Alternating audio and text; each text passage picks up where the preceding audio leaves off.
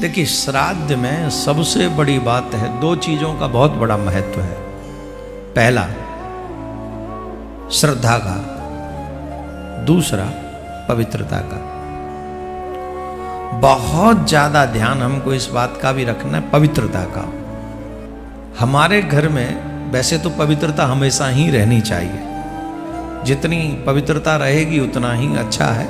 वातावरण, स्वच्छ वातावरण जो है न सिर्फ देवी देवताओं को प्रसन्न रखता है, अपितु आपके मन को भी हर्षित करता है। जब स्वच्छ वातावरण होता है तो आपका मन भी हर्षित होता है।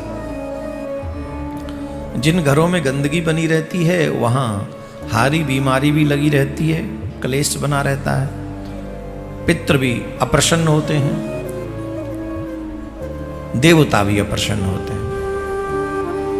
सीधी सी बात है, आपको कहीं बैठना हो, किसी के घर में जाना हो, तो सबसे पहले आप उसी जगह की तरफ रुख करते हैं जहाँ स्वच्छता हो, कुर्सी साफ सूफ सी हो। प्लेन में जाना हो, ट्रेन में जाना हो, तो कौन सी सीट पकड़ते हो? जो अच्छी हो, साफ सूफ हो। हालांकि वो पहले से दे देते हैं कि इसी नंबर पे बैठना आपको, पर फिर भी अगर चॉइस मिले तो गंदी हो सीट तो क्या कहेंगे? तो जब हमें स्वच्छता पसंद है तो हमारे पितरों को तो हमसे ज़्यादा होगी, देवताओं को तो हमसे ज़्यादा होगी। इन्हीं सब चीज़ों में थोड़ा सा विशेष ध्यान दें। एक विशेष बात का श्राद्ध करने वाले लोगों को ध्यान देना चाहिए। इसमें लिखा है श्राद्ध का समय कुतुब मुहूर्त, मतलब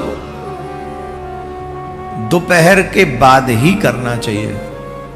श्राद्ध सुबह नहीं करना चाहिए।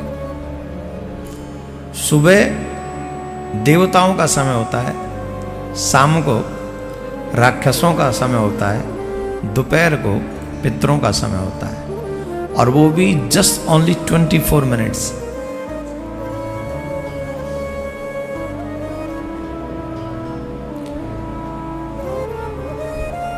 कुतुब मुहूर्त दोपहर के बाद कुल 24 मिनट का समय ब्रह्मा जी ने पितरों को अपराह्न काल दिया है।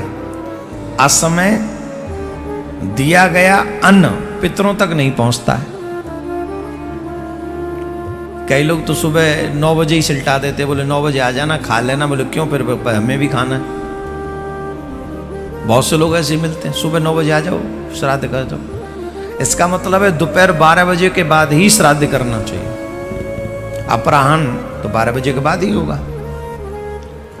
वही अब इसमें स्पष्ट लिखा है। इसका मतलब है कि गलत विधि से किया गया श्राद्ध भी पितरों को नहीं लगता।